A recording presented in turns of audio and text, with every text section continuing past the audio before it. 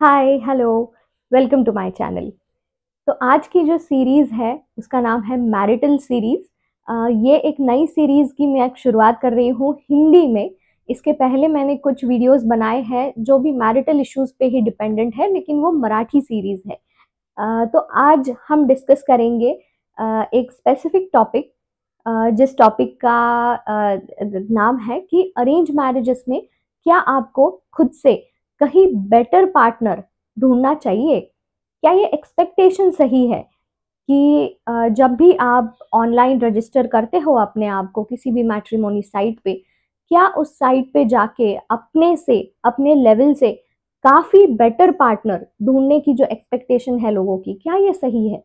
तो चलिए इसे थोड़ा-सा डिटेल में समझने की कोशिश करते हैं कि ये एक्सपेक्टेशन क्यों आती है और लोग इसे कैसे फेस करते हैं। तो सबसे पहला जो पॉइंट है जो आपको इसमें ध्यान में रखना है कि जब भी आप किसी भी ऑनलाइन मैट्रिमोनी साइट पे रजिस्टर करोगे और समझो एक 5-6 प्रोफाइल्स आपने उस पर देख ली, तो आपको ये ध्यान में रखना है कि इन सारी प्रोफाइल्स में जो भी इंफॉर्मेशन लिखी होगी, वो इंफॉर्मेशन कई हद तक इन्फ्लेटेड होगी। इन्फ्लेटेड यानी क्या? कई हद तक लोग अपने आप को ना बेहतर दिखाने की कोशिश करते हैं। सच काफ़ी कम लोग लिखते हैं।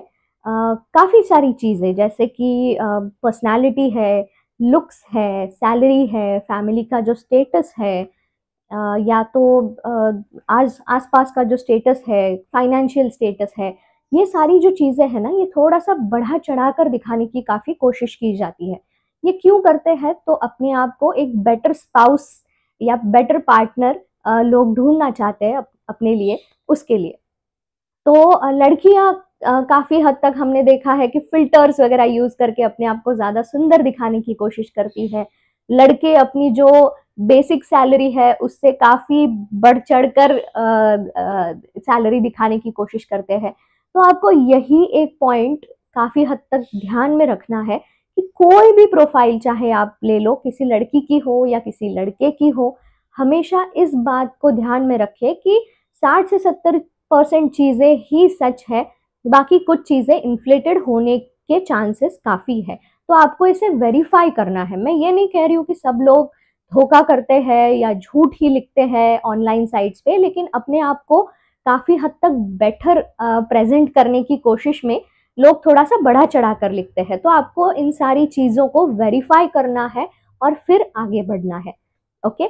क्योंकि क्या होता है ना कि अगर आपने वेरीफाई नहीं किया तो आपके साथ धोखा होने के चांसेस है या कुछ मिसअंडरस्टैंडिंग होने के चांसेस है। सेकंड पॉइंट, ये देखा गया है कि लोग जो अपने लिए काफ़ी हद तक बेटर पार्टनर ढूँढना चाहते हैं, वो इस चक्कर में ना उम्र गँवा देते हैं।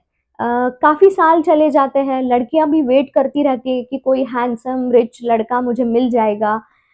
शायद किसी लड़की का अगर सैलरी पैकेज 50-60,000 के रेंज में है, तो वो वेट करती बैठती है कि उसे शायद 2 लाख, 3 लाख पैकेज वाला लड़का मिल जाए। लेकिन ये नहीं सोचती है कि अगर उसकी जो सैलरी रेंज है, उससे कंपैरिज़न में थोड़ा बहुत ऊपर-नीचे सैलरी पैकेज वाला अगर कोई लड़का है, तो वो अगर उसे पसंद कर ले, तो ये बात ज़्यादा अच्छी है।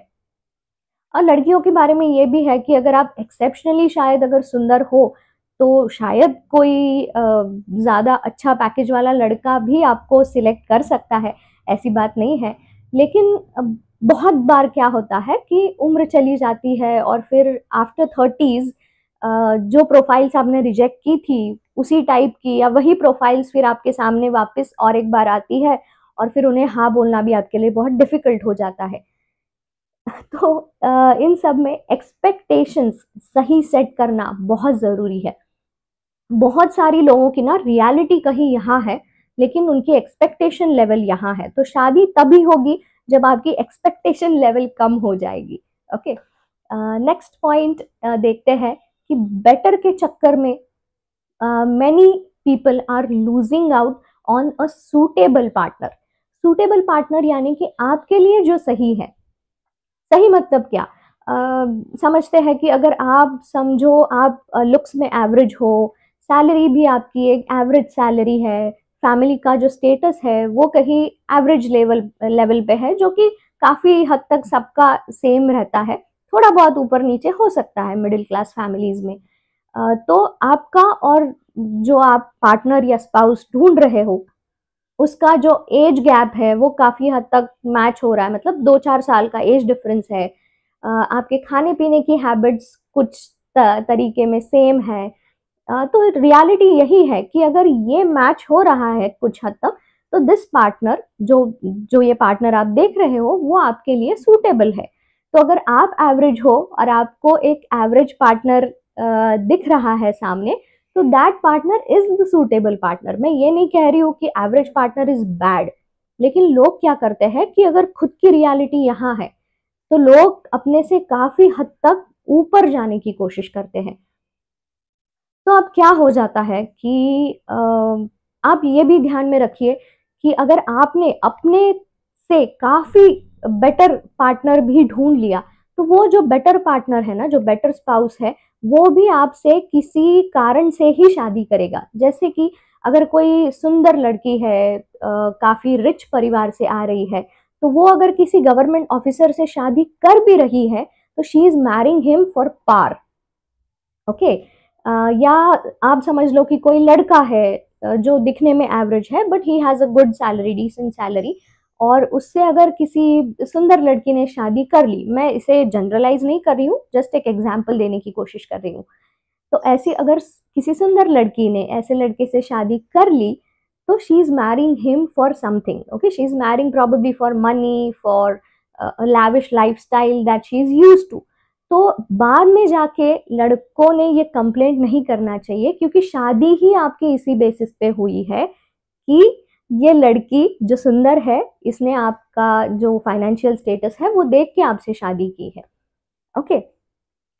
अभी अगले पॉइंट पे जाते हैं कि जो मैंने बात पहले भी कही कि अगर आपसे बेटर पार्टनर आपसे शादी कर रहा है, तो उस पार्टनर को भी आपसे कुछ तो मिल रहा है।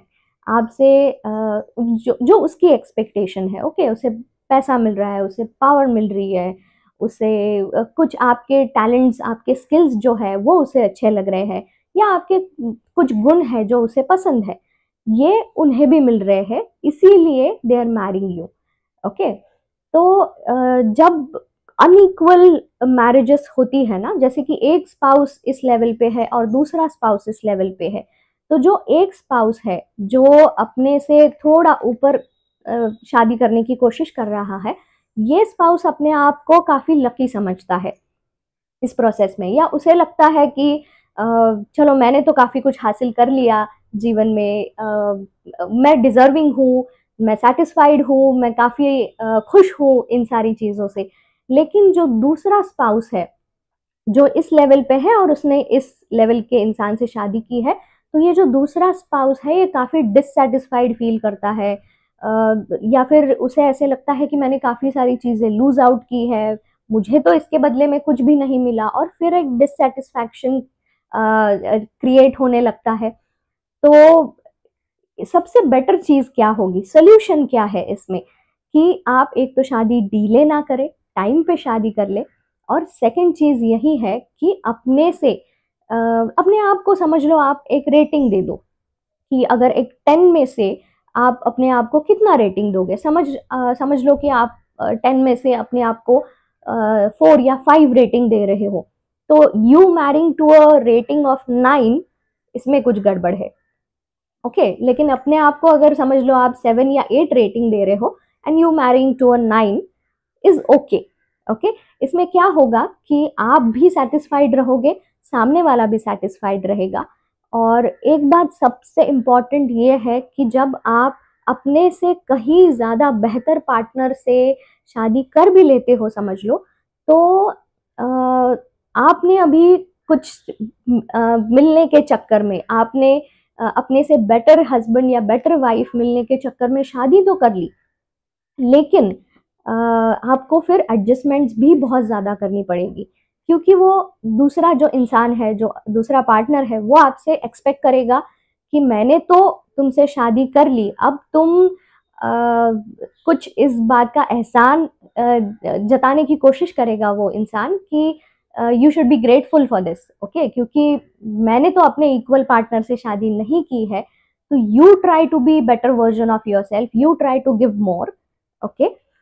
तो इस सिचुएशन में यही देखा जाता है कि एक जो पार्टनर है वो हर टाइम दूसरे पार्टनर को खुश करने की कोशिश करता रहता है, दूसरे पार्टनर को फिर जिंदगी भर आपको उस पार्टनर के लिए कुछ ना कुछ बार बार बार बार करते रहना पड़ेगा, क्योंकि वो पार्टनर फिर आपसे डिससेटिस्फाइड रहेगा। तो सबसे अच्छा सोल्यूशन यही है कि आइडियल पार्टनर ढूंढने से अच्छा आपके लिए जो सूटेबल पार्टनर है उसे ढूंढने की कोशिश कीजिए। और एक और चीज मैं इसमें बताना चाहूंगी कि समझ लो आप यहाँ हो, ओके, आप एवरेज हो, 5 और 6 रेटिंग है आपकी, और आप यहाँ किसी से शादी करना चाहते हो, तो ये जो इंसान है वो यहाँ शादी नहीं करना चाहेगा, वो भी तो यहाँ जाके शादी करना चाहेगा, ओके। जो फिर ये लड़की है, लड़का है, जो भी ये इंसान है, वो भी तो अपने से ऊपर ही शादी करना चाहेगा, राइट। तो ये जो हो रहा है ना, ये जो डिफरेंस है, इसी के वजह से हम देख रहे हैं कि समाज में शादियां डीलेड चल रही है, क्योंकि हर किसी को अपने से कुछ बेटर चाहिए, कुछ पता नहीं, हर किसी को रणबीर कपूर और दीपिका पादुकोण की तलाश है, शायद अपने से काफी बेटर पार्टनर की तलाश कर रहे हैं लोग, लेकिन ये समझ नहीं रहे कि अपने आप के लिए सूटेबल पार्टनर कौन है, सही पार्टनर कौन है। तो जैसे एक और एग्जांपल मैं देना चाहूंगी यहाँ पे कि समझो एक लड़की है जिसकी सैलरी 50-60,000 है, and she Mary's a person who has salary of 70-80,000, okay. तो ये जो इंसान है, ये इंसान आपके सैलरी की कदर करेगा, ये बात भी समझना बहुत जरूरी है। अब ये सैलरी वाइज मैं बता रही हूँ, ये सेम लॉजिक अलग अलग चीजों में भी अप्लाई हो सकता है, जैसे कि अट्रैक्टिवनेस है, पर्सनैलिटी है, ओके। सिमिलरली, लेकिन अगर इस लड़की ने समझ लो काफी बड़ी जंप ले ली और she married to a person who is earning maybe 3 और 4 lakhs, ओके, तो ये इंसान इस लड़की को बोलेगा अब तू जॉब छोड़ दे, तेरी जॉब की मुझे जरूरत नहीं है। तो ये हो जाता है कई बार कि दूसरे इंसान के पास अगर आपसे कुछ चीजें कहीं ज्यादा हो, तो उसे आपकी या आपके एफर्ट्स की, आपके क्वालिटीज की उतनी कदर नहीं रहती।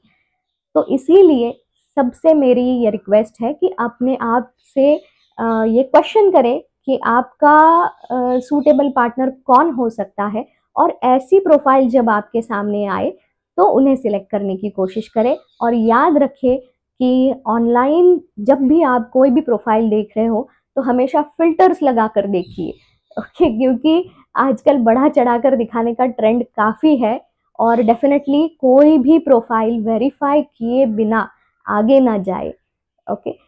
वीडियो कैसा लगा हमें कमेंट सेक्शन में ज़रूर बताइए, और इस तरह की अगर आप कोई कंसल्टेशन चाहते हैं तो हमारी जो कॉन्टैक्ट डिटेल्स है वो डिस्क्रिप्शन में दी हुई है और कमेंट सेक्शन में भी दी हुई है, तो हमें डेफिनेटली कांटेक्ट कर सकते हो। इस टाइप की जो प्री मैरिटल, पोस्ट मैरिटल और वेडिंग से रिलेटेड जो भी कंसल्टेशंस है, ये सारी कंसल्टेशंस हम करते हैं। तो डेफिनेटली वीडियो को लाइक ज़रूर कीजिए और चैनल को सब्सक्राइब कीजिए। Thank you so much.